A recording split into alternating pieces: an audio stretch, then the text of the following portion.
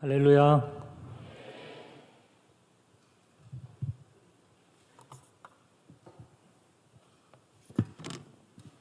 네, 된 것 같습니다. 주님의 이름으로 여러분 한 분 한 분을 축복합니다.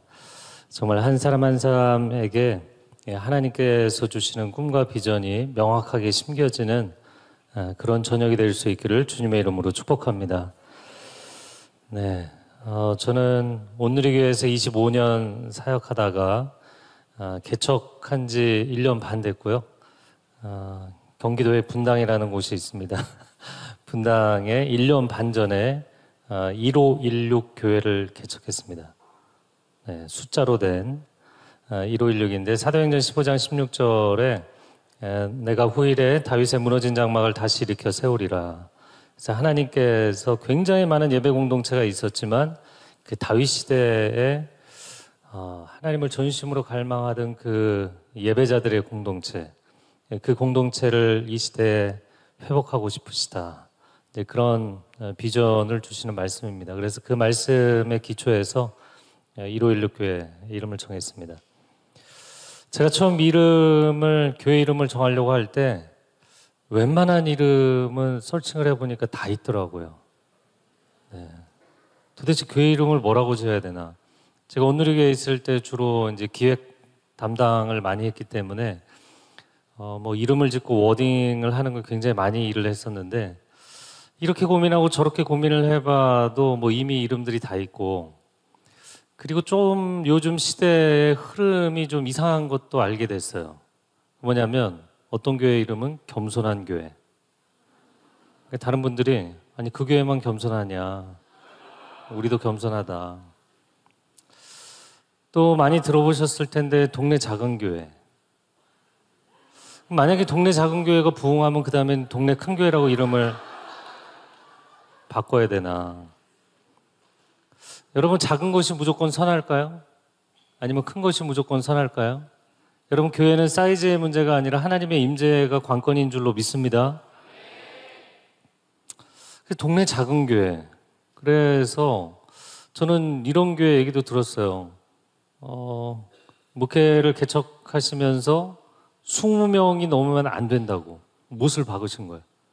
그럼 몇 명의 교인이 몇 사람 전도하니까 20명이 넘는 거예요.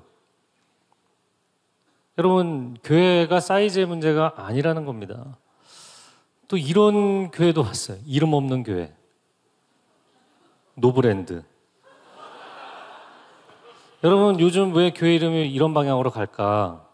세상의 교회들이 지탄을 받잖아요.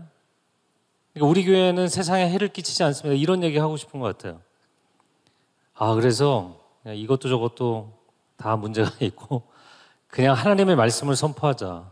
그래서 1516 사도행전 15장 16절인데 그래서 영어권에서 오신 분이 그 교회 타이틀을 보고 15, 16 이렇게 얘기하더라고요. 15, 16 교회. 또 제가 이제 몇 년 안에 미국에도 교회를 개척하려고 하는데 지금 이야기하고 있는 분이 그 사도행전 15장 16절이 아모스 9장 11절 인용한 것이거든요. 그래서 911 철치를 하겠다고. 그건 좀 위험한 생각이다. 저는 교회를 왜 시작했냐면 한국 교회가 계속해서 무너져가는 게 너무나 안타깝고 여러분 팬데믹 기간에 3년 동안 3만 5천 개의 교회가 문을 닫았잖아요. 지금도 계속 진행형입니다. 방금 전에도 목사님들과 이야기 나눴지만 지금 캠퍼스가 그 대학 캠퍼스가 크리스찬들이 2% 미만입니다. 여러분 전 세계 우리가 지금 미얀마 지금 선교에 대한 이야기를 했지만 복음화율이 2% 미만인 데를 뭐라고 하는 줄 아세요? 미전도 종족이라고 불러요. 미전도 종족. 지금 한국의 대학 캠퍼스는 미전도 종족입니다. 중고등학교, 초등학교 미전도 종족입니다. 여러분 이 추세로 가면 대한민국이 큰 어려움을 겪게 될 거예요. 그래서 저는 교회를 하나 개척해서 그 교회를 부흥시키는데 특별한 뜻이 없었기 때문에 교회 개척 운동을 하라는 비전을 하나님 주셨어요. 그래서 저희는 개척한 지 이제 1년 반 됐지만 지금 준비하고 있고 올 연말에 다른 또 하나의 교회를 개척합니다. 저희의 비전은 30개 더 나아가서 300개의 교회를 개척하는 거예요. 여러분 뭐 잘 다니는 커피숍이나 음식점이나 유명한 프랜차이즈가 전국에 세팅하는데 보통 200~300개더라고요. 저는 아무리 생각을 해봐도 세상에 가장 탁월한 콘텐츠는 예수 그리스도의 십자가 복음인 줄로 믿습니다. 아니 이 좋은 콘텐츠를 갖고 왜 300개를 못 세우나 그런 안타까운 마음이 있어요. 네, 설교를 해야 되는데 오늘 본문 그래서 제가 오늘 다윗의 이야기를 좀 하려고 합니다. 오늘 본문의 말씀 사무엘상 17장 39절에서 49절 본문 말씀을 한번 같이 읽어보겠는데요. 제가 한 절, 여러분이 한 절 읽겠습니다. 다윗이 칼을 군복 위에 차고는 익숙하지 못하므로 시험적으로 걸어보다가 사울에게 말하되 익숙하지 못하니 이것을 입고 가지 못하겠나이다 하고 곧 벗고 손에 막대기를 가지고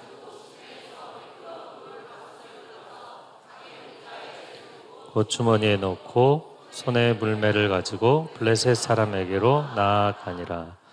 블레셋 사람이 방패든 사람을 앞세우고 다윗에게로 점점 가까이 나아가니라.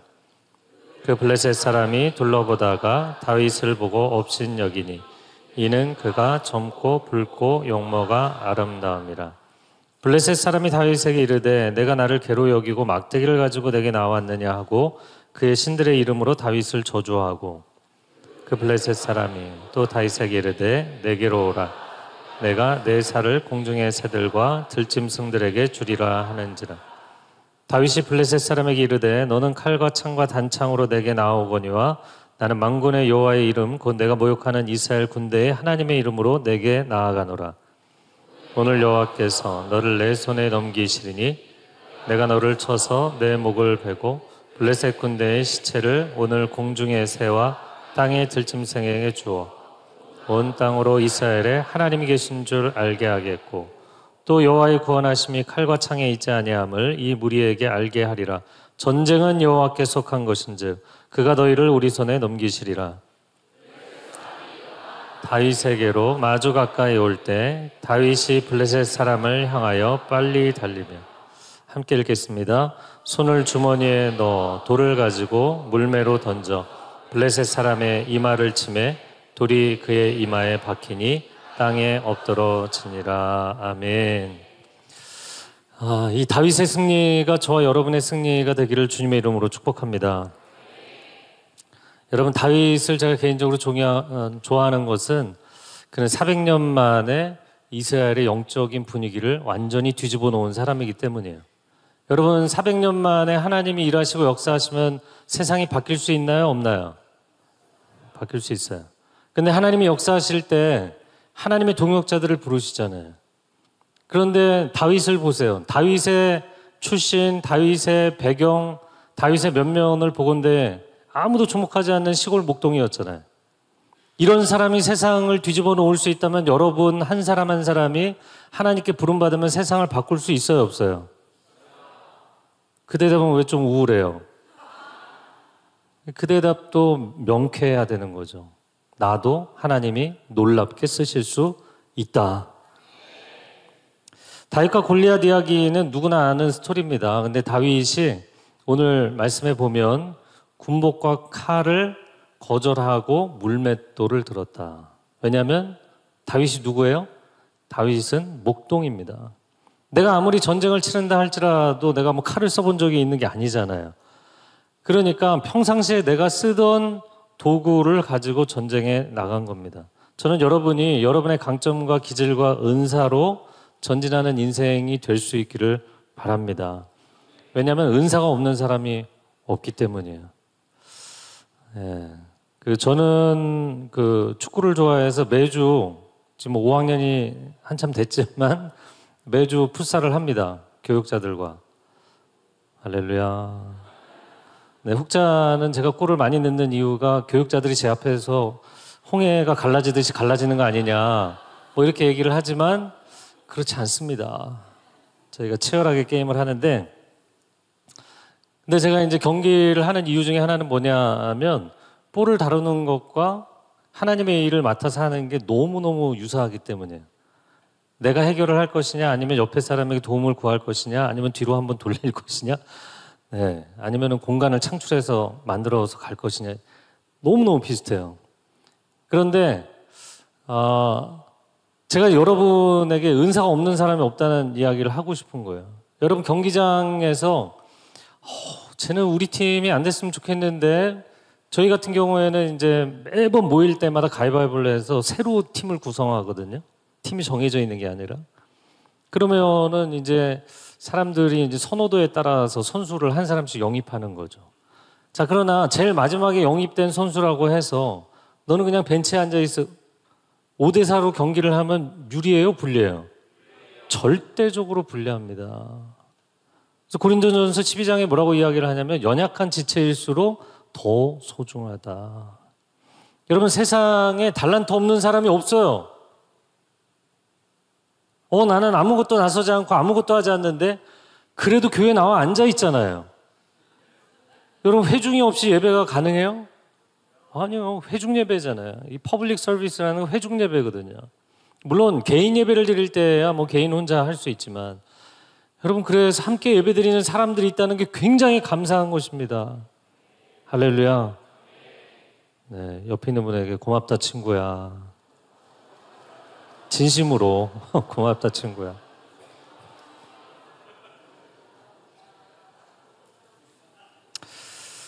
로마서 11장 29절 말씀, 로마서 11장 29절 혹시 띄워주실 수 있나요?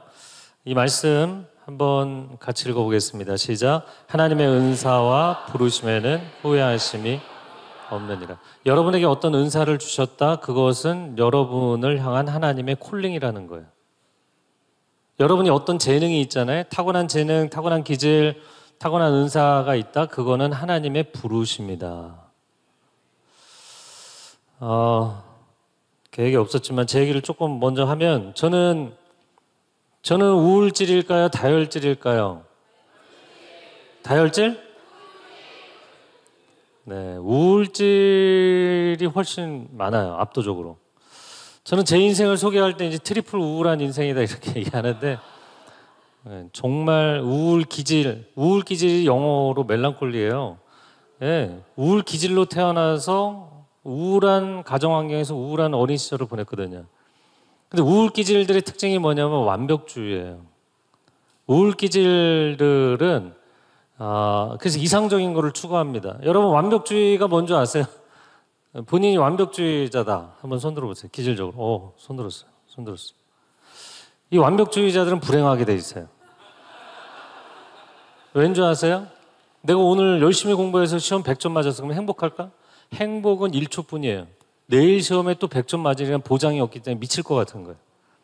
이런 기질의 사람들이 우울기질이에요. 근데 우울기질은 그래서 사회적인 퍼포먼스가 좋은 사람들도 많지만 아예 아무것도 안 하는 사람도 있어요. 제가 그런 유형이었어요. 제가 그런 유형이었다고 얘기하면 사람들이 안 믿어주지만 하여튼 저는 그런 유형이었어요. 우울기질의 사람들은 모든 감각이 좀 예민한 편입니다. 저는 보는 거, 듣는 거 다 굉장히 예민한 편이에요. 그래서 선글라스를 항상 제 가방에도 지금 선글라스가 있고, 차에도 있고, 사무실에도 있고, 집에도 있고, 곳곳에 있어요. 한밤중에도 운전하다가 상대방 차 헤드라이트가 너무 밝으면 선글라스 끼고 운전해요. 그러니까 제가 초등학교 3학년 때 빛에 갑자기 나가면 너무 눈이 아픈데, 친구들도 뭐 갑자기 눈이 아프잖아요. 그런데 저는 막 10분, 15분 계속 아픈 거예요. 그래서 안과를 갔더니 빛 알레르기래요. 어둠의 자식은 아닌데 빛 알레르기래. 제가 이제 캐나다 밴쿠버에서 한 만 4년 사역을 했는데요. 주중 사무실을 저희가 이제 옮겨 다니다가 주중 사무실을 한 차이니즈 캐네디안, 중국계 캐네디안이 하는 카센터 2층의 공간을 빌려서 사무실 했어요. 그러니까 뭐 매연 올라오고 뭐 환경이 굉장히 안 좋았어요. 또 우범지대였는데, 근데 여기가 더 끔찍했던 거는 이제 쥐가 나오는 거야, 쥐가. 그래갖고 이제 아주 고전적인 방법으로 뭐 찍찍이도 놓고 그러면 다음날 꼭 한두 마리씩 붙어 있고, 쥐도 또 놓고 그러면 다음날 한두 마리씩 이제 잡혀 있고. 근데 완전히 사라진 계기가 있어요. 제가 어느 날 보니까 완전히 쥐가 사라졌어요. 이제 평화롭게 사무실에 앉아 있는데 뭔가 굉장히 거슬리는 거예요. 그래서 나와갖고 복도를 지나서 저 끝에 있는 행정실 들어가서 행정목사님 옆에 간사 이게 도대체 뭐니? 그리고 제가 쭈그리고 앉아갖고 그 전원 그 플러그 꽂는 전원이 있잖아요. 전원 앞에 앉아서 이게 도대체 뭐니? 목사님, 그거는 쥐들을 쫓아내기 위한 고주파 차단기예요. 쥐들만 들을 수 있는 고주파 차단기, 하이 프리퀀시가 전 들리는 거예요. 저 멀리서 내 방에서. 피곤한 인생. 피곤한 인생이죠. 여러분, 이렇게 피곤한 인생으로 태어나서 저는 하루에 사람을 한 2시간 만나면 하루 쓸 에너지를 다 썼어요. 영화 리미틀리스라는 영화 보셨는지 모르겠는데 어떤 사람이 뭐 소설가인데 보신 분이 있나요? 어떤 특별한 약을 먹고 나니까 굉장히 관찰력과 사물을 파악하는 능력이 탁월해진 거예요. 근데 사실은 그렇게 에너지를 많이 쓰지 않은 건 사람이 빨리 번아웃이 오게 돼 있거든요. 그래서 저는 사람 한번 만나고 오든 무슨 액티비티 활동 하나 하고 집에 들어오면 하루 종일 누워 있었어야 돼. 에너지가 바닥이 나서. 그러던 사람입니다. 그래서 저는 도대체 하나님 저를 왜 이렇게 만드셨습니까? 이렇게 만드시려면 왜 저를 세상에 내보내셨습니까? 하나님 원망 많이 했어요. 그런데 지금은 원망하지 않아요. 저를 우울질로 만드신 하나님을 찬양합니다. 우울한 인생이 뭘 하나님을 찬양하겠나. 한 번은 어떤 어머님이 대학생 딸을 데리고 왔어요. 그리고는 이렇게 얘기하시는 거예요. 이 어머님은 목소리도 걸걸하고 기도를 많이 하신 분이에요, 보니까. 근데 우리 딸이 우울하답니다. 어떻게 크리스찬이 우울할 수 있습니까? 어머님, 저는 아예 우울하게 태어났습니다. 그럼 저는 크리스찬이 아닙니까? 여러분, 우울할 수 있어요. 비 오는 날, 여러분, 비 오는 날 우리가 보통 기압을 고기압이라고 해요? 저기압이라고 그래요? 저기압이 디프레션이 우울이에요. 감정이 이렇게 가라앉는 거예요. 비 오는 날은 사람이 좀 가라앉게 돼 있어요. 그래서 밖에 비가 오고 있는데 여러분은 이렇게 들떠 있다는 건 2배로 열심히 애를 쓰고 계시는 거죠. 사실은. 저는 햇빛 찬란한 날보다 비 오는 날이 너무너무 편안해요. 네. 제 감정 그 높이하고 무드하고 너무 비슷하기 때문에 편안해요. 여러분, 이런 사람들은 살 가치가 없느냐? 여러분 가운데 우울기질은 도대체 나는 왜 이렇게 태어났지? 하나님 왜 나를 보내셨지? 아니요. 제가 우울한 인생이어서 저는 그 우울기질들이 완벽주의자가 많다고 그랬잖아요. 우울기질의 사람들이 예술가들이 많아요. 여러분, 모든 게 낙천적인 사람이 예술하기 좋을까요? 하여튼 약간 멜랑콜리해야 예술을 하기가 좋거든요. 그래서 그런 뭐 세계적인 예술가, 세계적인 패션 디자이너들, 우울기질 완벽주의자들이 굉장히 많아요. 그래서 세계적인 작품은 많이 만들었지만 본인 인생은 불행했죠. 그러나 하나님을 만난 우울기질은 행복하게 그의 기질이 쓰임받는 줄로 믿습니다. 그래서 제가 뭐 하나에 꽂히면 뭐 깊이 생각해야 되거든요. 오래 묵상해야 되고, 오래 생각해야 되고, 반응해야 되고. 제가 두려움 너머의 삶이라는 책을 썼는데 디모데후서 1장 7절 말씀 2년 반 동안 묵상하고 썼어요. 딱 한 구절. 거기에 나오는 4가지 단어. 여러분, 다혈질은 그런 거 못해요. 우울기질만 하는 거예요. 제가 가인 이야기라는 책을 썼는데 성경에 다 좋은 인물들만 쓰길래 제가 가인을 2년 동안 묵상하고 썼어요. 가인을 2년 동안 묵상했더니 내 마음도 너무너무 힘들어지더라고. 근데 우리의 내면의 절반은 아벨이고 절반은 가인이라는 거. 이걸 정직하게 봐야 신앙이 변하는 거거든요. 그 가인 이야기를 내가 우울기질이 아니면 이 책을 썼을까? 여러분, 저는 25권 책을 번역하고 5권 썼어요. 하나님이 앞으로도 더 쓰게 하실 텐데 우울 기질이 아니면 앉아서 그거 하지 않아요. 하나님이 나를 이렇게 만드신 이유가 있구나. 하나님이 너를 만드신 이유가 있구나. 하나님이 너를 그 모양으로 만드신 이유가 있구나. 왜 나를 이 모양으로 만드셨지? 제가 이게 전도사, 목사가 되고 나서도 여전히 고민이었어요. 여전히 고민이었다고요. 누가 저한테 안 좋은 평가하면 저는 막 쥐구멍이라도 들어가고 싶은 그런 자존감이 낮은 사람. 근데 다른 사람보다 유독 우울 기질이 자존감이 낮은 이유는 뭐냐면 완벽주의이기 때문에 조금이라도 어긋나면 자신감이 없는 거예요. 제가 그 전도사 때 어떤 선생님이 미치코 런던에서 넥타이를 하나 이렇게 사주셔서 너무너무 감사하게 그 넥타이를 애지중지하면서 맸거든요. 넥타이도 별로 없던 시절에 미치코 런던. 제가 특정 상표를 홍보하는 건 아니고요. 근데 약간 네오클래식이었어요. 약간 신고전이라고 해야 되나? 북고풍. 그런데 그 넥타이를 메고 왔는데 친구 목사님이 선배님도 아니고 담임 목사님도 아니고 친구 목사가 저한테 친구 전도사가 제발 그 넥타이 좀 하지 말라고 너무 꼴 보기 싫다고. 그러면은 나는 넥타이가 이거밖에 없는데 이걸 풀 수도 없고 그리고 넥타이를 안 할 수도 없고 그러면요 교회 복도를 지나가는데 한가운데를 지나가지 못하고 이 구석에서 이렇게 붙어가고 가는 거야. 얼마나 자존감이 낮으면. 도대체 하나님 나를 왜 이 모양인 사람을 세상에 보내셨습니까? 여러분 그러면 다혈질은 다 좋을까요? 다혈질들은 이제 보통 우리가 낙천적인 응원단장형이다. 다혈질이라는 게 이제 피가 많다 이런 뜻이잖아요. 근데 원래 영어 단어 개념으로는 피가 끓는다 이거. 에너지 레벨이 높은 사람들. 근데 이런 사람들은 또 생각 없이 지르고 나서 후회를 많이 하잖아요. 그래서 나는 왜 이렇게 그냥 행동이 앞서고 말이 앞설까? 여러분 다혈질 한번 손들어 보세요. 다혈질. 네. 그러니까 우울질들은 이렇게 되는데 다혈질은 주저함 없이 다혈질. 네. 여러분 그래서 내가 태어난 기질 자체가 문제가 아닙니다. 물론 담즙질, 점액질 다 있는데 여러분 다시 한번 로마서 11장 29절 말씀 읽어보겠습니다. 보여주시면요. 하나님의 은사와 부르심에는 나를 세상에 보내신 걸 하나님이 후회하신다 안 하신다? 절대로 후회하지 않으신다.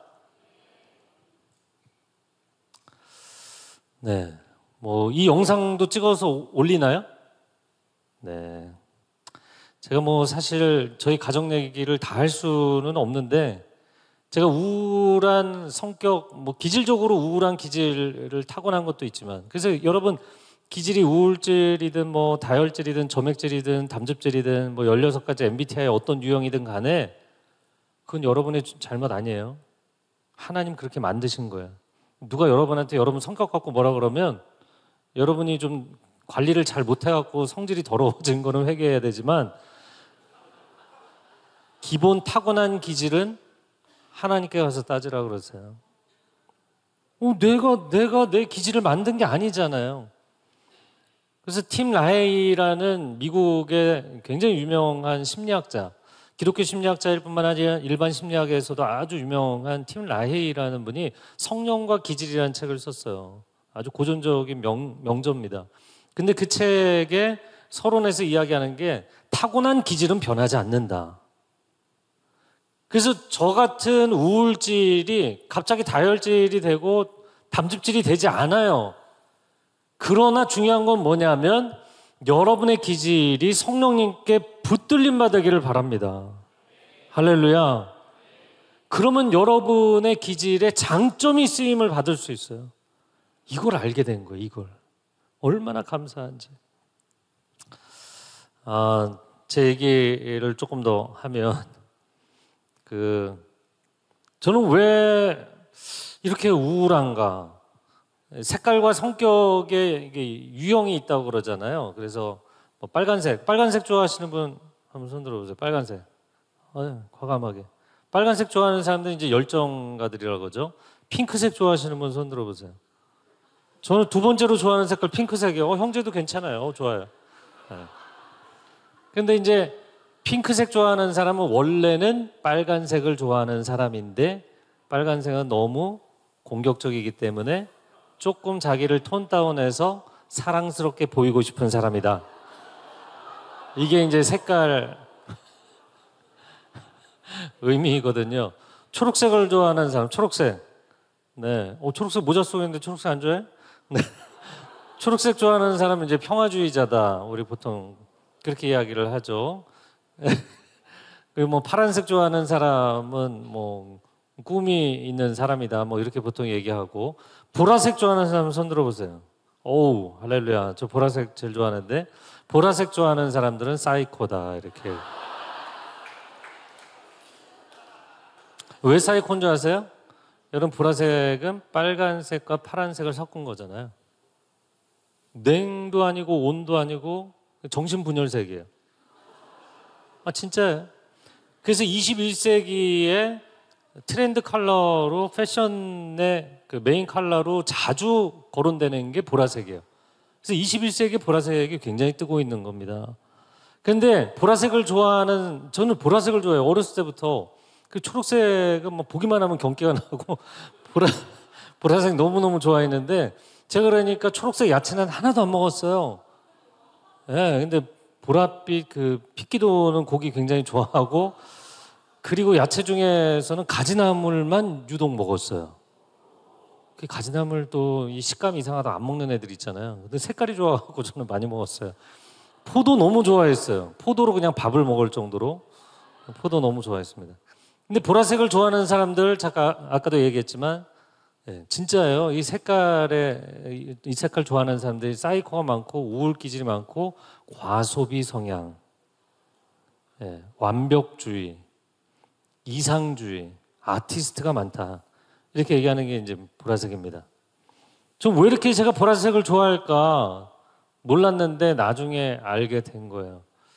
제가 엄마 뱃속에 있을 때 두 번이나 정말 심각하게 죽을 위기를 겪었더라고요. 제가 태어나 보니까 저희 아버지가 너무 친구들을 좋아하시고 술을 좋아하셔갖고 쓰러지셨어요. 몇 년을 누워 계셨어요. 사람들이 제가 어린 시절에 정말 힘들고 어렵게 살았다 그러면 아무도 안 믿어줘. 너무너무 유복하게 잘 컸을 거라고 생각해요.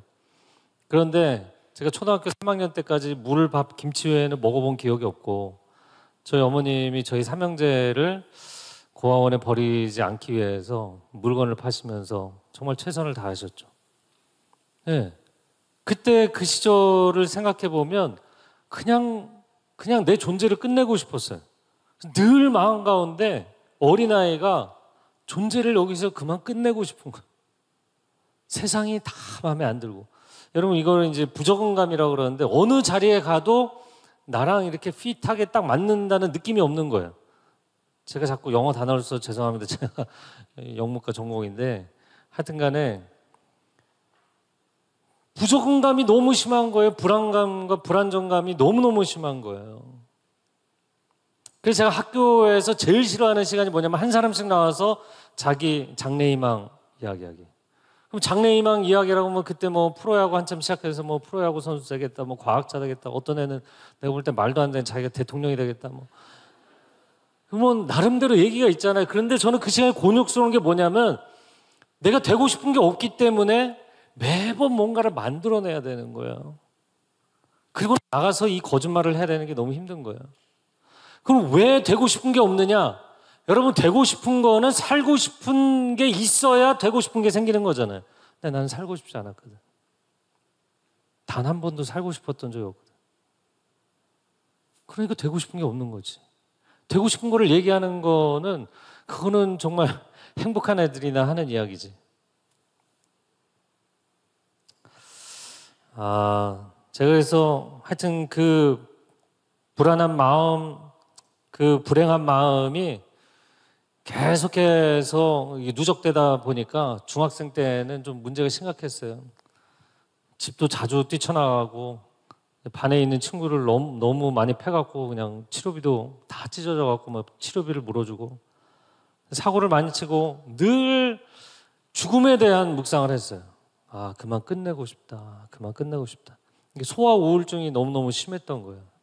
근데 그때는 몸도 안 좋아서 제가 머리끝부터 발끝까지 온통 종합병원이었습니다. 여러분 가운데 몸이 유독 많이 아프고 안 좋은 사람들이 있을 거예요.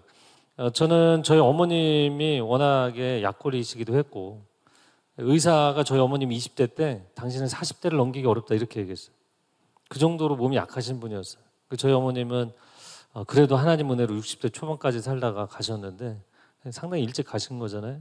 근데 그 약골인 어머니의 끝물로 태어났기 때문에 큰형이 제일 건강하고 그 다음 저 완전 비리비리 태어난 거예요.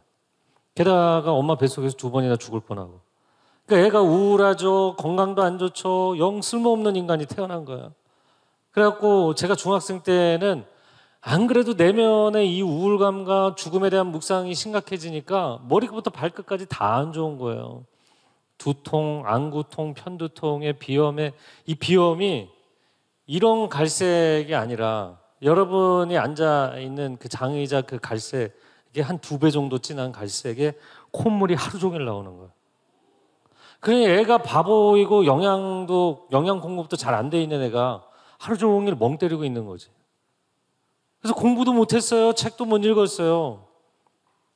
제대로 인간구실을 못했다고요. 그리고 이 식도염에, 식도경련에, 위염에, 위경련에 허리가 안 좋아서 허리가 너무너무 아플 때는 학교를 못 갔어요. 방바닥을 기어다니면서 허리가 너무 아프니까 여러분 그거 아세요? 예전에 누가 그런 농담 하던데 여러분 요즘 분들이 아놀드 슈왈제네거 영화 배우를 아는지 모르겠지만 터미네이터 원조 그분은 근육이 너무 많아서 세수하기가 힘들다고 그러는데 저 허리가 나가서 세수를 할 수가 없는 거예요. 이거를 5도도 굽히기가 힘든 거예요. 그리고 무릎을 구부리려면 무릎이 또 아픈 거예요. 그래서 허리가 너무 아파갖고 방바닥을 기어다닌 적도 있어요. 학교를 못 가고. 그러다가 어느 날에는 정말 방문을 막 손톱으로 긁으면서 막 하나님을 저주했어요. 도대체 이런 인간을 왜 세상에 내보냈느냐. 게다가 양쪽 무릎은 어땠냐면 중학교 2학년 때 양측 슬개골 연골 연화증. 슬개골이라는 게 뭐냐면 이 뚜껑뼈 있잖아요. 뚜껑뼈 아래에 이 본뼈하고 사이에 부딪히지 않도록 연골이 있단 말이에요. 그 연골이 닳았어. 10대가. 그럼 어떻게 살라는 거예요? 어떻게 살아야 되겠어요? 완전히 불량품이 태어난 거잖아요. 그래서 도대체 이런 인생을 왜 하나님이 세상에 내보내셨는가? 그런데 어느 날 제가 이런 캠프입니다. 이런 캠프인데 저는 여름 캠프, 겨울 캠프 늘 참석했지만 그때뿐이었거든요. 여러분의 삶의 자리로 들어가면 삶의 자리는 하나도 변한 게 없잖아요. 그리고 나라는 인간도 하나도 변한 게 없잖아요. 3일이면 은혜 다 까먹잖아요.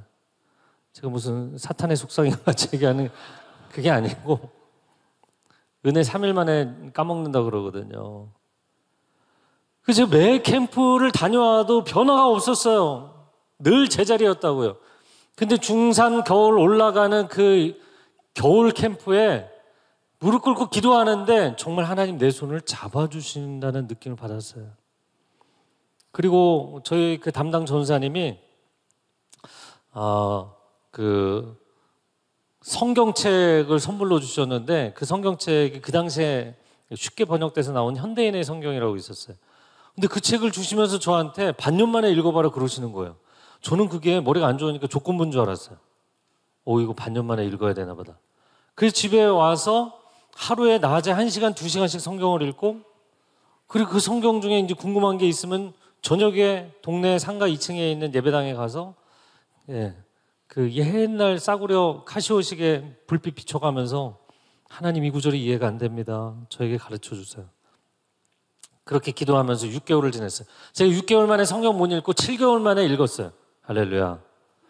그런데 놀랍게 하나님의 말씀이 여기 쌓여가더라고요. 다 이해도 안 돼요. 여러분 레위기가 이해가 됩니까? 예언서가 이해가 됩니까? 족보가 이해됩니까? 족보 빨리 읽으면 거의 방언이 나올 수준이잖아요.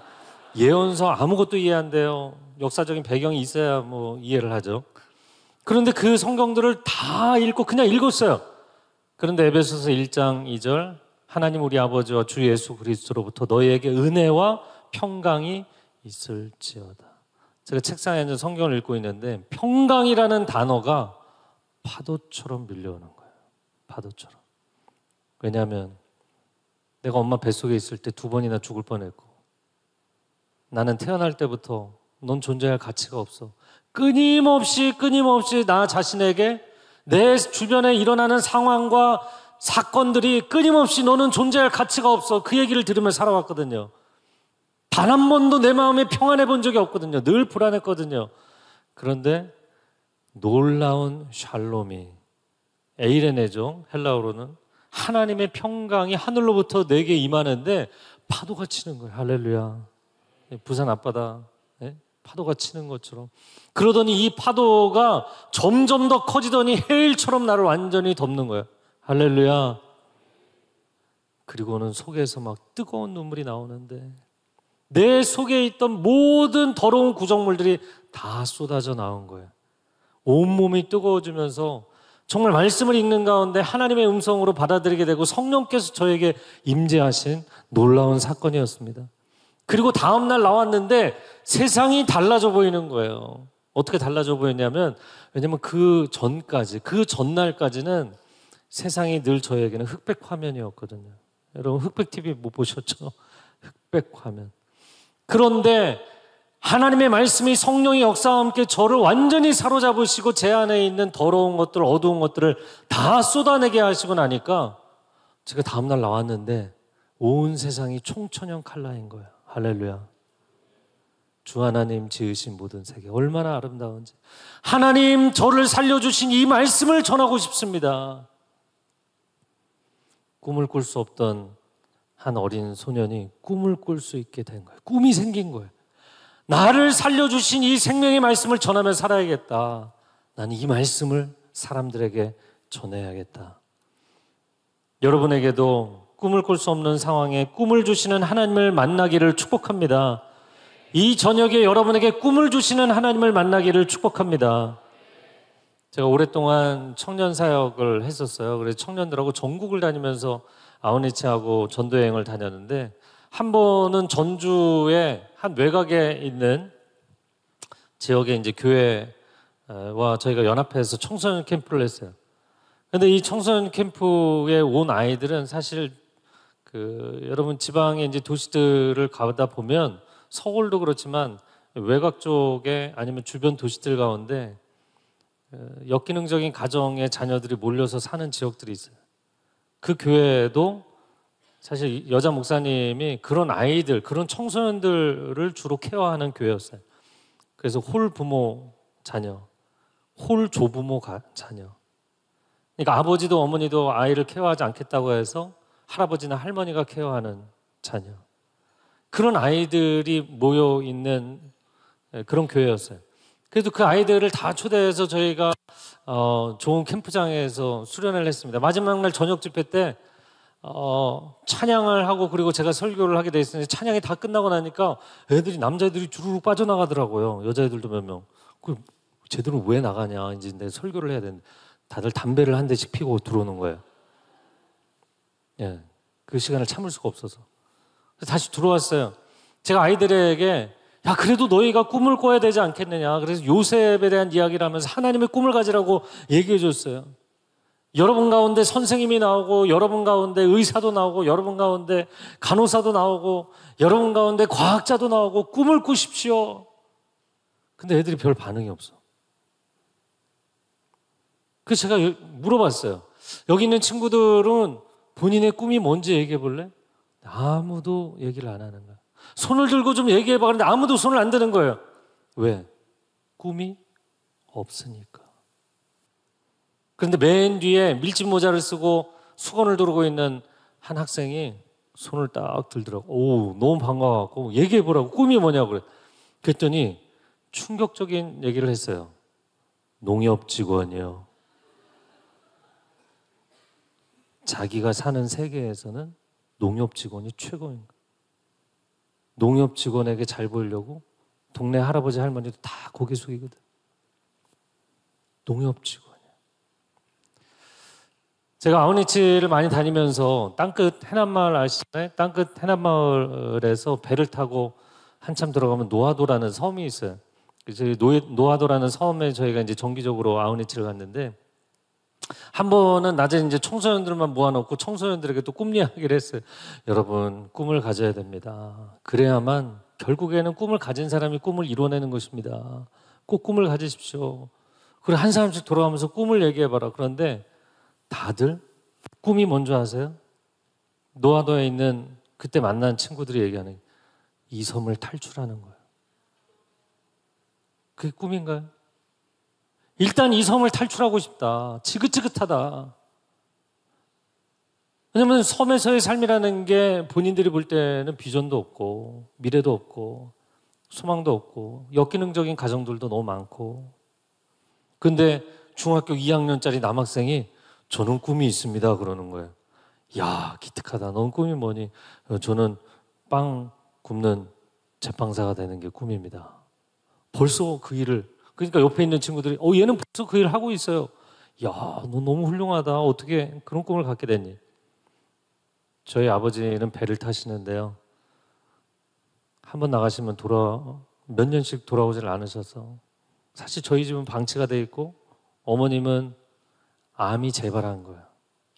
어머니의 수술비를 얘가 모아야 되는 거예요. 자기는 돈을 벌어야 되는 거예요. 중학교 2학년짜리. 이걸 꿈이라고 얘기할 수 있나? 여러분, 꿈을 꿀 수 없는 상황에 처해 있는 사람들, 하나님 도대체 내 인생의 상황을, 내 가정의 상황을, 꿈을 꿀 수 있는 상황을 주고 좀 꿈을 꾸라고 해야 되지 않습니까? 그런데 오늘 본문에 그런 사람이 하나 나오잖아요. 다윗. 여러분, 다윗이 꿈을 꿀 수 있었어요? 위로 형이 7명이 있었습니다. 아버지의 양떼를 치는데 기라성 같은 형님들 다 놔두고 10대 청소년, 여러분 여기서 10대 손 들어보세요. 10대. 10대 거의 없어요? 저 뒤에 있어요. 대표. 할렐루야. 박수 한번 쳐주세요.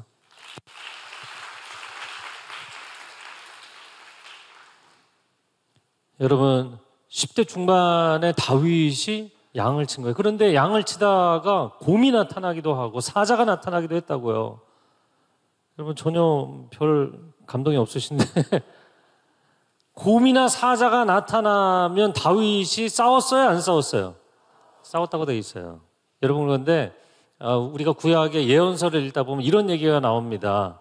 목자가 양을 돌볼 때 어떻게 하냐면, 맹수가 오면 양을 잡아먹지 못하게 하는 게 아니라 잡아먹게 놔둡니다. 왠 줄 아세요?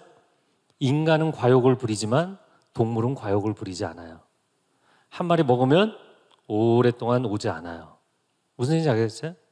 그래서 양을 치는 목동들, 사꾼이죠. 페이를 받고 일을 하는 사람이거나 자기 앙떼가 아닌데 일을 하는 사람들은 주인에게 맹수가 와서 잡아먹은 겁니다. 제가 바베큐에서 먹은 게 아닙니다. 이거를 증명하기 위해서 잡혀 먹힌 그 양의 귀나 다리, 뼈를 갖다 주면 그걸로 증명이 된다, 이렇게 돼 있어요. 그런데 다윗이 어떻게 해요? 목숨을 걸고 싸웁니다. 얘 좀, 표현이 좀 그런데 도르나이. 얘가 좀 정상이 아니에요. 얘가 좀 도르나이예요. 그래서 저는 이 아이의 어떤 측면을 하나님이 보셨을까? 여러분, 블레셋 군대와 맞서 싸운다는 게 정상인가요? 자기 지금 군인도 아니에요. 전쟁터도 처음 나와봤어요. 칼을 들고 가는 것도 아니에요. 물맷돌 하나 들고 뭘 하겠다고 나갑니까? 얘가 정상이에요? 아니면 도르나이예요? 도르나이. 우리나라 문화에서는 이렇게 과도한 열정을 가진 사람들 적응하기 힘듭니다. 우리나라 문화는 눈치 문화잖아요. 그래서 공부에 대한 과도한 열정이 있는 애들이 수업 다 끝나고 선생님 가려고 그러는데, 선생님 지난주에 숙제 내주셨는데요. 저걸 어떻게 묻나. 그런 애들 있잖아요. 그러면 공공의 적이 되는 거잖아요. 다윗이 그런 유형이에요. 여러분, 일하다가 회사에서 퇴근할 시간 좀 다 됐는데, 팀장님, 제가 좋은 아이디어가 생각났습니다. 다 모여 회의하자. 저녁 시키고 야근하고. 그럼 걔가 공공의 적이 되는 거예요. 여러분, 다윗 같은 캐릭터가 한국 사회에서 적응하기 쉬울 것 같으세요? 쉽지 않습니다. 여러분, 한국 교회가 매우 어렵잖아요. 제가 어제도 저희 교육자들로 그런 회의했어요. 나는 사실 정상이 아니다. 왜냐면 한국 교회가 지금 마이너스 성장을 한 지 31년째입니다, 올해가. 단 한 계단도 반등하지 못하고 계속 주저앉은 지 31년이에요. 그러면 원 제너레이션, 30년 한 세대가 무너진 거예요. 북미에 있는 한인 교회들, 한인 디아스포라 교회도 한 단계도 반등하지 못하고 무너진 지 지금 딱 올해가 11년째예요. 원 디케이드, 10년을 디케이드라고 하거든요. 10년이 무너진 거예요. 여러분, 이걸 반등시키기가 쉽냐고요. 근데 저는 이거를 인정하기가 어려운 거예요. 왜? 하나님은 살아계시니까. 하나님은 살아계시니까. 여담이지만 딴 얘기를 좀 하면 저는 이제 기독교 변증에 관심이 있고, 거짓말이 세상을 사로잡고 거짓말이 사람들의 영혼을 사로잡고 있는 게 너무너무 억울한 거예요. 그래서 어떻게 하면 하나님을 안 믿는 사람들, 부정하는 사람들이 하나님을 믿을 수 있게 할까. 그래서 저는 최근에 무신론자 굉장히 많이 만납니다. 근데 10여 년 전까지는 청년들, 대학생들, 한 5년 전에는 중고생, 최근에는 제가 초등학교 5학년 무신론자. 초등학교 5학년이 뭘 안다고 무신론일까요? 여러분, 자기 가르치는 선생님이 너무나 확고하게 얘기를 하는 거죠. 부모가 너무 확고하게 이야기를 하는 거죠. 근데 저는 제가 이렇게 얘기하면 당신 무슨 그런 확신을 갖고 그렇게 얘기하느냐, 너무 장담하는 거 아니냐 이렇게 얘기하는데, 저는 정말 무신론자들 만나서 성경으로 얘기하는 게 아니라 합리적으로 일반 과학 이론으로 이야기합니다. 그리고 99% 그 자리에서 무신론 포기합니다. 무신론을 포기하고, 물론 그렇다고 해서 갑자기 신앙을 받아들이진 않아요. 그러나 적어도 당신이 무신론을 선택하는 건 잘못이다. 그리고 정말 하나님이 계시다면 당신의 인생과 life after death, 죽음 이후의 세계가 더 심각한 문제이기 때문에 진지하게 3년은 고민해보자. 3년은 예배 나왔으면 좋겠다. 3년은 성경 읽어봤으면 좋겠다. 이렇게 권면해요. 여러분, 저는 이 시대가 반기독교적인 시대가 되고 무신론적인 시대가 되었다고 해서 다 넘겨줄 필요가 없다고 생각해요. 절대로 속지 마십시오. 전 여러분이 조금만 관심 가지면 기독교 변증에 관한 아주 기본적인 서적 한두 권만 읽어도 저는 여러분이 충분히 답변할 수 있어요. 그래서 한 카이스트에서 공과대학 다니는 청년이 교회를 다니다가 이제 교회를 안 다니는 거예요. 교회는 자기가 창조론에 대해서 의문을 제기하면 받아주지 않는다는 거예요. 그래서 이 친구를 한번 만나보자고 해서 만났어요. 2시간을 얘기했어요. 제가 직접 번역한 책은 아니지만 제가 이제 그 추천사를 쓴 책인데, 신을 죽이려는 사람들이라는 책이 있어요. 존 레녹스라는 사람입니다. 여러분이 잘 아는 리처드 도킨스, 신무신론자, 영국의 무신론의 기수 들어보셨나요? 리처드 도킨스, 이기적 유전자 쓴 사람. 여러분, 그런데 리처드 도킨스의 책을 읽고 수많은 청년들과 대학생들이 무신론을 선택하고 하나님의 신앙을 저버립니다. 그런데 아세요? 본격적인 무신론자들 가운데에서 리처드 도킨스는 이단자로 여겨지는 사람이에요. 논리적 근거가 빈약한 사람으로 여겨진다고요. 일반 과학계에서 그냥 파퓰러하게 사람들에게 인기를 얻기 위해서 책을 쓰는 사람으로 여겨지는 게 리처드 도킨스예요. 근데 그 리처드 도킨스의 책을 읽고 사람들이 속고 있다는 게 너무나 억울한 거예요. 일천한 이론을 가지고. 제가 흥분해서 오늘 대본에 없는 얘기 계속하고 있어요. 근데 그 리처드 도킨스와 BBC에서 대담을 한 거예요. 유신론자, 무신론자 논쟁으로. 거기에 나간 사람이 존 레녹스예요. 그리고 존 레녹스가 신을 죽이려는 사람들이라는 책에서 처음부터 끝까지 성경 이야기가 아니라 최신 과학 이론으로 다 반증합니다. 전부 최신 과학 이론이에요. 여러분 읽어보세요. 상당 분량이 이해가 안 될 거예요. 그래도 괜찮아요. 저도 인문계열이기 때문에 책을 번역을 많이 했지만 그 책은 전문적인 내용이라 이해가 안 되는 부분도 있더라고요. 그런데 굉장히 놀랍게 설득력이 있는 내용들이 상당히 많습니다. 그래서 공개적인 토론을 하는데 존 레녹스가 훨씬 압도적이에요. 라비 제커라이아스라는 그 기독교 변증가도 미국과 영국과 유럽의 수많은 대학들을 다니면서 유신론자, 무신론자 논쟁을 했는데 단 한 번도 진 적이 없어요. 기독교 변증을 해서.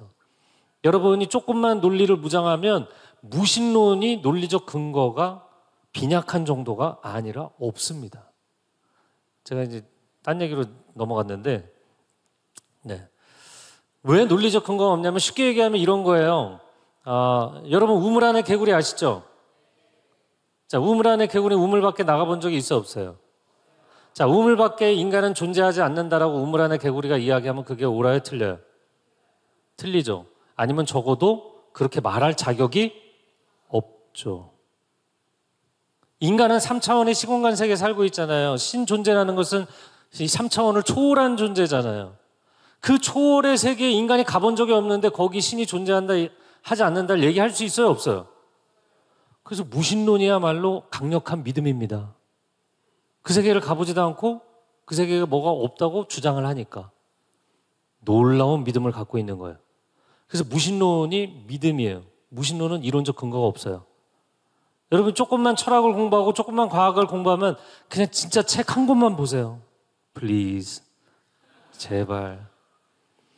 왜냐하면 너무나 많은 청년들이 거기 넘어가기 때문이에요. 제가 그 2시간 동안 카이스트 대학생하고 이야기했는데 그래 미안하다. 교회가 너의 의문을 받아주지 않은 건 미안한데 그러면서 본인이 생각하는 진화론에 대해서 창조론에 대해서 제가 조목조목 반박하니까 네 사실은 그거 진화론자들도 그게 난점입니다. 그게 난점입니다. 그거를 증거를 못 찾고 있습니다. 그거는 설명을 못 하고 있습니다. 이런 얘기 계속합니다.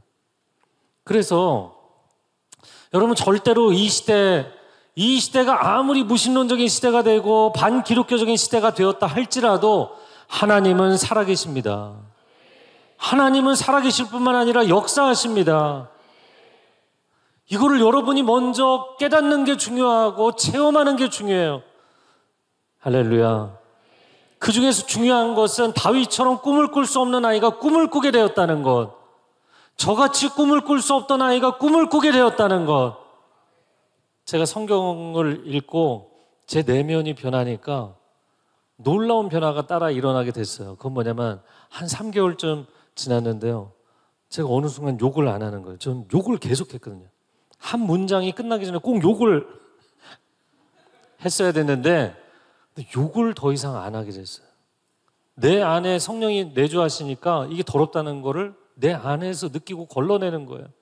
그래 한 5개월쯤 지났는데 허리도 안 아파요. 무릎도 안 아파요. 아무 데도 안 아픈 거예요. 하나님이 완전히 치유해 주신 거예요. 여러분 가운데 여러 가지 질병이 있는 분들 많으실 겁니다. 그런데 저를 한번 따라해보세요. 영, 혼, 육. 인간 이제 3분법이잖아요. 육이 너무 힘든 사람들은 혼이 변하면 육이 변합니다. 어떤 사람 계속 스트레스 받잖아요. 예, 소화에 문제가 생겨요, 안 생겨요? 스트레스 계속 받아보세요. 소화 안 됩니다. 얹힙니다. 문제 생깁니다. 예, 잠 안 옵니다. 그리고는 모든 이제 순환계가 다 문제가 생긴다고요. 그래서 여러분의 마음이 평안하면 육신도 평안해져요. 근데 여러분의 마음, 혼이죠. 혼은 이제 마음이라고도 표현할 수 있고 지정의라고 얘기할 수 있는데 여러분의 혼을 다스리는 게 영이에요. 성령 충만할지어다. 하나님의 사람들이여 성령 충만할지어다. 그리고 하나님의 영으로 기록된 하나님의 진리의 말씀으로 충만할지어다. 하나님의 영과 하나님의 진리로 충만해지면 영이 온전해지면 혼이 온전해집니다. 제가 그걸 어떻게 하냐고요? 제가 생각만 많고 뭐 그냥 예민하고 생각은 많은데 아무런 생산성이 없는 머릿속에서 그냥 잔뜩 꼬여있는 거 있잖아요. 실타래처럼 꼬여있는 아무런 생산성이 없이 내가 누구를 만날 때는 뭐 일주일 전부터 만나서 내가 무슨 얘기를 해야 되지 이거 고민하다가 만나고 나서 돌아오면서 내가 그 얘기를 왜 했지 그러면 그걸로 몇 날 며칠 고민하다가 이런 불쌍한 인생이었거든요. 이런 불쌍한 인생. 그런데 성령이 임하시고 하나님의 진리의 말씀이 내 안에 임하니까 생각의 질서가 생기는 거예요. 그리고 생각한 것을 두려워하지 않고 과감하게 실천할 수 있는 의지력이 생기고, 여러분, 사람의 의지가 망가지면 의지가 약하든지 의지가 악하든지, 의지가 약한 사람들이 있잖아요. 의지 박약. 네? 의지 박약의 사람들도 고민이지만 의지가 요즘은 악한 사람들도 문제거든요. 사이코패스, 소시오패스적인 성향 사람들.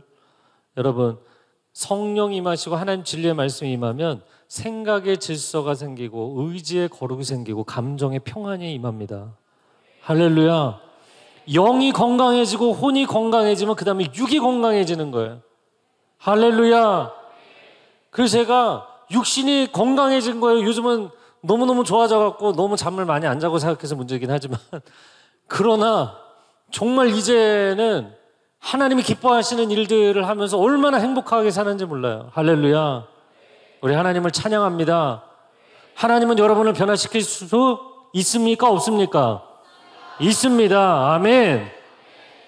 여러분, 어떻게 보면 여러분의 존재 자체가 변할 수 있다는 게 가장 중요한 꿈일 수 있다고 생각을 합니다. 그런데 이 다윗이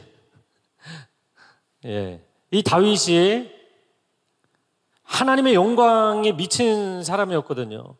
여러분, 골리앗을 왜 나가서 내가 싸우겠다고 한 걸까요? 40일 동안 항우를 부리면서 이 골리앗이 정말 한 번도 패한 적이 없는 최고의 맹장이잖아요.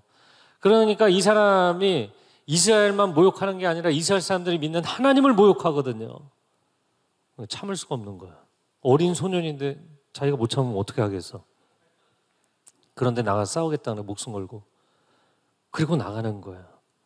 저는 여러분이 여러분 자신의 어떤 일신상의 목적과 유익과 영광을 위해서, 자기 이미지를 위해서, 나 쿨한 인생 되고 싶은데, 나 멋진 인생 되고 싶은데, 이런 거 말고요.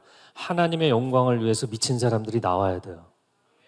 저는 제가 중3 때 제 인생을 완전히 쓰레기통에 넣는 순간에 하나님이 너 그 인생 놔주지 않을래? 하나님 어차피 저는 버리려고 했는데 하나님 쓰시고 싶으면 리사이클링 하나님 원하시는 대로 쓰십시오. 그렇잖아요.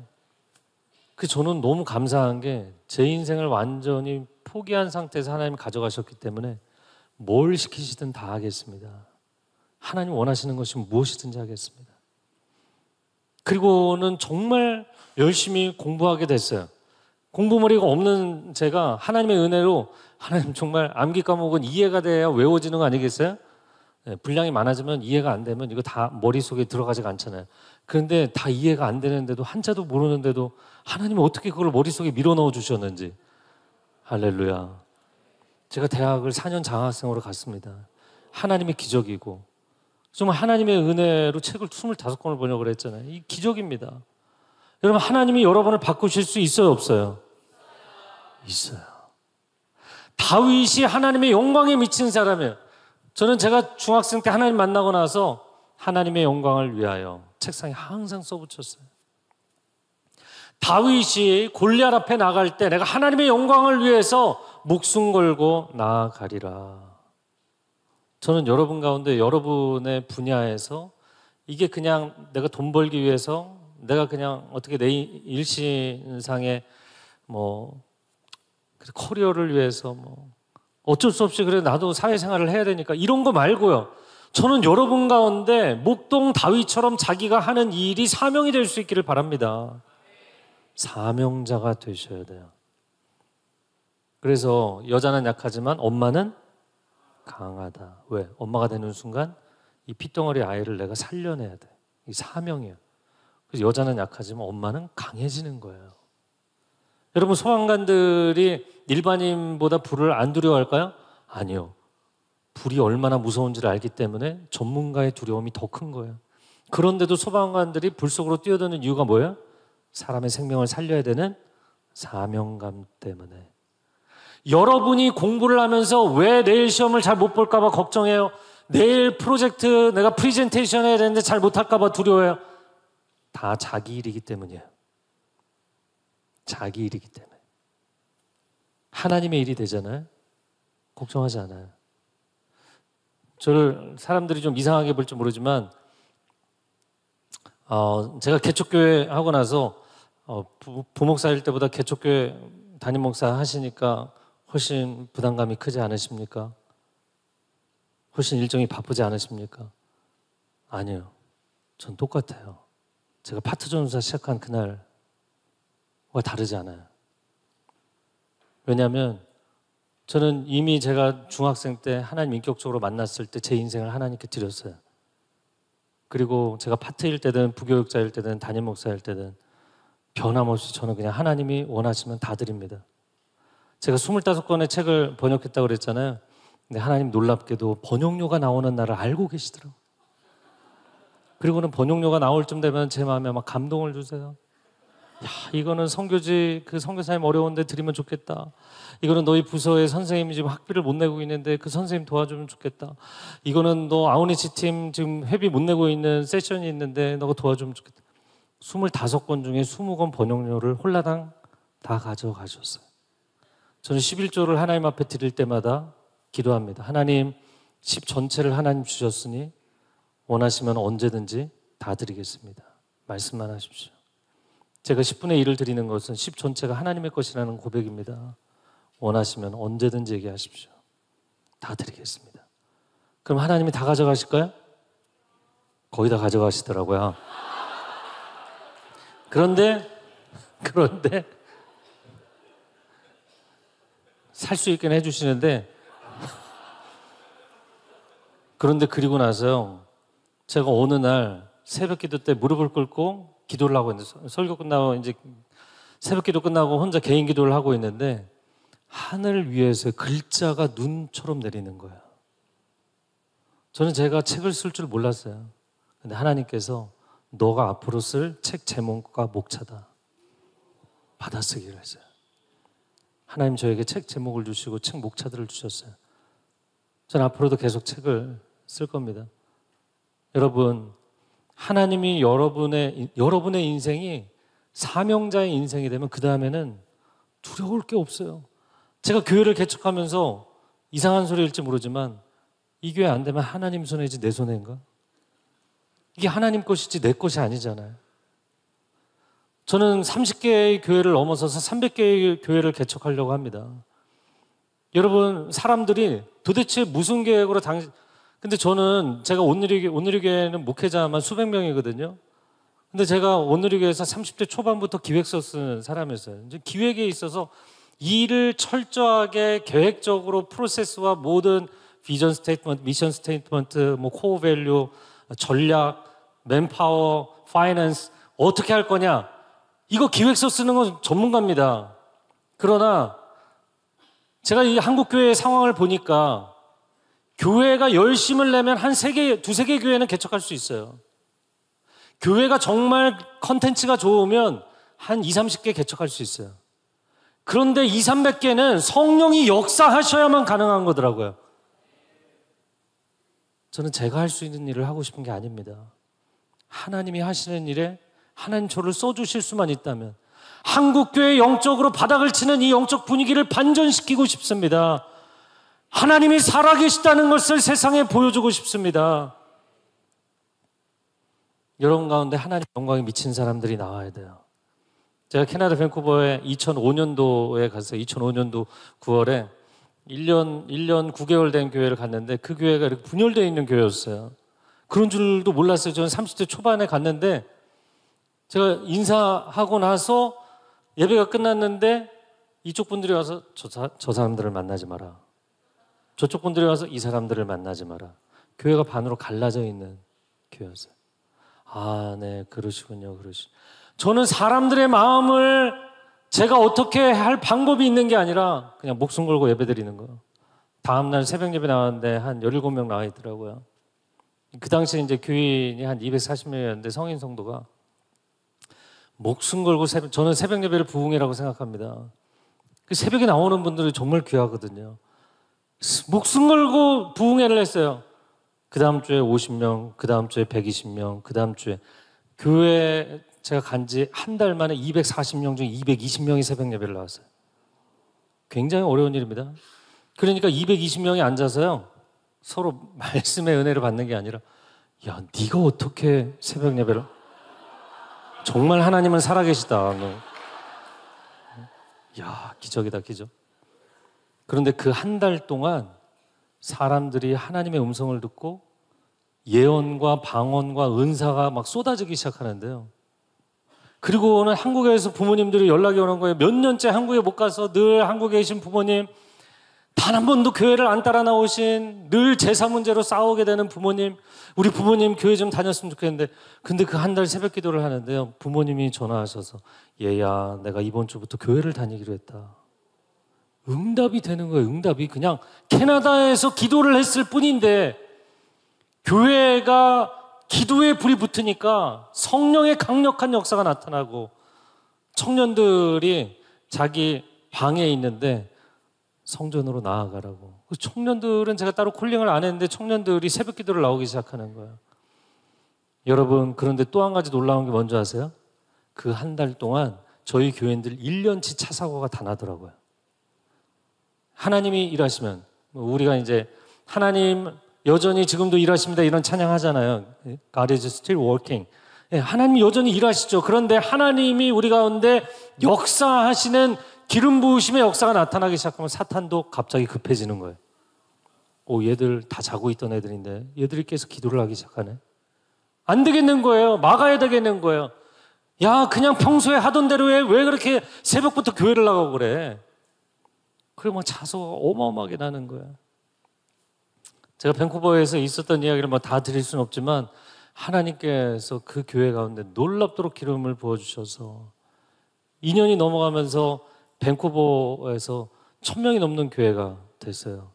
그리고 저희 교회의 부흥을 위해서 제가 애를 쓴 게 아니라 하나님 이 도시가 변하게 해주십시오.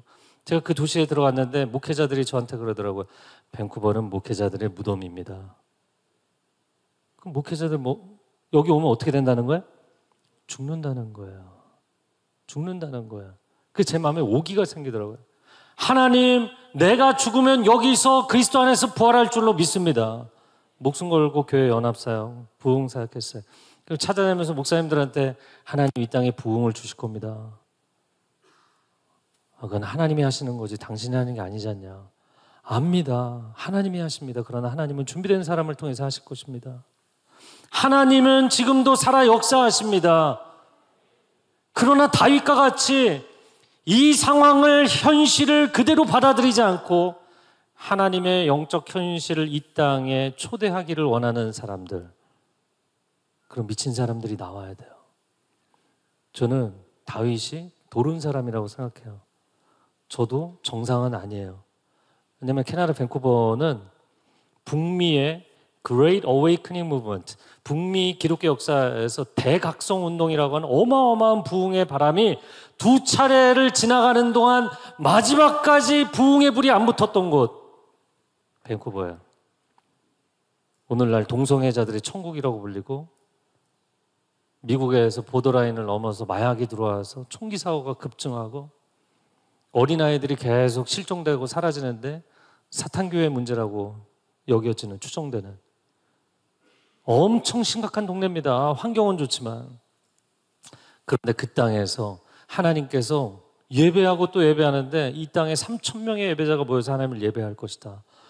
저는 기도 인도를 해준 기도 인도하는데 하나님이 제 마음 가운데 감동으로 깨우쳐 주셨어요. 그래서 제가 이 땅에 3,000명이 모여서 예배할 겁니다. 그랬더니 어떤 분들이 오셔갖고 당신이 여기를 몰라서 그런다. 여기는 사람들 모이지 않는다. 교회 연합 모임에도 500명? 많이 모여야 1000명도 안 모여. 한국에서 최고 좋은 목사님 모시고 와도 안 모인다. 기대감이 없다. 한인들이 최대 많이 모인 게 조수미 씨가 엘리자베스 티어터 시내에 있는 극장에서 2,700명 모인 게 최고 많이 모인 거래요. 근데 하나님이 저한테는 3,000명을 얘기하셨잖아요. 이게 불가능한 숫자죠. 네, 긴 이야기지만 결국에 하나님이 저의 순교의 고백을 받으신 이후에 그거를 이루어 주셨는데 첫날 3,000명이 컨벤션장에 들어오는데요. 안내 집사님들이 그 사람들을 보면서 눈물을 흘리는 거예요. 하나님은 살아계시구나. 마지막 날 4,000명이 들어오는데 사람들이 정말 눈물을 흘리기 시작하더라고요. 여러분, 하나님은 지금도 살아 역사하시는 하나님이신 줄로 믿습니다. 아멘. 아멘. 여러분, 그러면 여러분 가운데 나를 위해서가 아니라 하나님을 위한 꿈을 꿀 수 있게 해주십시오. 저를 한번 따라해주세요. 하나님의 영광을 위한 꿈을 꿀 수 있게 해주십시오. 그리고 또 한 가지 부탁드리고 싶은 것은 정말 그 꿈이 현실이 되기 위해서 열심히, 부단히, 열심히 노력해 주세요. 여러분 각자에게 주신 은사가 있어요. 그 은사를 소홀하게 생각하지 말고 최선을 다해 주세요. 제가 대학생 때 번역 시작했거든요. 저 과외하면은 그 옛날에도 한두 번 과외하고 50만 원씩 받았거든요. 그러면 내가 과외하는 게 속 편하지 번역은 한 단어 한 단어, 한 문장 한 문장, 이게 제가 첫 번째 책 번역한 게 두란노 신앙인물 시리즈 D.L. 무디인데, 도대체 두란노는 뭘 보고 저한테 그 책을 맡겼는지 900페이지짜리 책이었어요. 그 책을 번역하는데 거의 1년 가까이 걸렸어요. 내가 다시는 이 짓을 안 하리라 생각했지만 저의 마음 가운데는 내가 나의 즐거움을 위해 사는 게 아니라 정말 하나님을 나타내는 일을 하면서 사는 게 저의 소망이기 때문에 쉽게 돈 벌고 싶지 않았어요. 번역을 하고 또 번역을 하고. 여러분, 그러니까 나중에 한 권의 책을 집중해서 번역하면 2주면 번역할 수 있어요. 근데 지금은 저는 굉장히 숙련된 번역자가 됐거든요. 요즘은 번역을 잘 안 하지만 전 여러분에게 세상에서도 1만 법칙, 이런 1만 시간의 법칙 얘기하잖아요. 다윗이 물맷돌을 던져서 맞췄는데 눈 질끈 감고 던졌는데 성령의 바람이 불어갖고 골리앗의 이마에 박혔어요? 다윗의 실력으로 한 겁니다. 다윗이 하나님에 대한 믿음만 있었던 것이 아니라 그 빈들에서 아무도 보지 않는 곳에서 1000번, 10,000번 물맷돌 연습을 한 거예요. 왜? 자기 양무리를 지키기 위해서. 내 양도 아니고 아버지의 양인데, 그 아버지는 나를 버린 사람인데. 여러분이 맡은 일, 사장님이 제대로 대우도 안 해주고, 일터 환경도 별로 안 좋고, 내가 다니는 학교도 마음에 안 들고, 여러분 그렇게 생각하십니까? 다윗의 상황을 생각해 보세요. 그냥 아버지의 약물이 맹수들이 와서 물어가든 말든 상관없는 상황이거든요. 그런데 목숨을 걸잖아요. 하나님은 그걸 보시는 거예요. 자기가 맡은 일에 최선을 다하는 사람, 하나도 허투루게 하지 않고 한 영혼도 포기할 수 없는 사람. 그래서 그 한 사람을 들어서 쓰신 것입니다. 여러분, 하나님의 영광을 위하여, 하나님의 영광을 위하여 사세요. 하나님은 살아계십니다. 그리고 여러분이 하나님의 살아계심을 꼭 체험하시기를 바랍니다. 그리고 다 설명할 수 없어도 너는 무신론자일지 몰라도 나는 하나님이 살아계시다는 걸 부정할 수 없다. 담대하게 얘기하세요. 담대하게 얘기하세요. 괜찮아요. 할렐루야. 얘기를 더 하고 싶지만 기차를 타야 되기 때문에. 여러분, 저는 전도도 열정이 있어야 된다고 생각하는데, 여러분이 화장품 하나 써보고, 친구야 이거 너무 좋아, 너무 잘 받아, 이런 거 어떻게 만들었는지 아니면은 그 안에 어떤 요소가 다 들어가 있는지 정확하게 알고 얘기해요? 아니면 모르고 얘기해요? 그래도 얼마나 자신 있게 얘기해? 여러분이 신학적으로, 성경적으로, 교리적으로 모든 것을 다 알아야 전도할 줄 아세요? 아닙니다. 여러분이 만난 하나님, 여러분이 체험한 하나님, 두려워하지 마세요. 여러분 가족이 안 믿고, 친구들이 안 믿고, 학교에서 여러분만 믿고 있어도 두려워하지 마세요. 내가 살아계신 하나님을 체험했으면 다윗처럼 상황을 받아들이는 게 아니라 하나님을 받아들이는 사람들이 나오면 그 한 사람을 통해 400년의 역사를 뒤집으시는 하나님이 31년째 무너져 있는 한국교회를 뒤집으실 수 있는 줄로 믿습니다. 그리고 여러분 가운데 많은 신학생들 나오기를 저는 간절히 바랍니다. 지금 한국의 신학교들이 문 닫을 지경이에요. 여러분, 앞으로는 교회가 줄어들고 교인들이 떠나는 게 문제가 아니라 여러분을 이끌어줄 목사들이 없어질 거예요. 더 이상 신학교를 가지 않기 때문에. 전 여러분 가운데 정말 열심히 신앙생활하고 열심히 자기 일하고 열심히 공부한 사람들, 가장 헌신적인 사람들이 신학교 가시기 바랍니다. 그리고 한국교회를 살려주시기 바랍니다. 이 시간 함께 기도하겠습니다.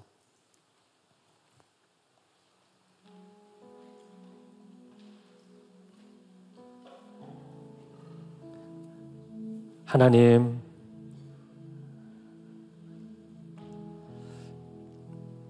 내 인생의 연약함을 강건케 해달라고, 내 인생의 필요를 채워달라고 하나님께 기도할 때가 많았습니다. 그러나 이 저녁에 나를 위한 기도가 아니라 하나님을 위한, 하나님의 영광을 위한 삶으로 헌신되기를 원합니다. 하나님, 세상의 수많은 사람들이 단 한 번뿐인 인생을 세상의 눈치 보고 세상의 기준에 맞춰 살려고 애를 쓰는데, 누가 하나님을 위해 헌신할 것인가? 누가 하나님의 영광을 위해 헌신할 것인가? 단 한 사람의 다윗만 있어도 하나님은 세상을 바꾸실 수 있는 줄로 믿습니다.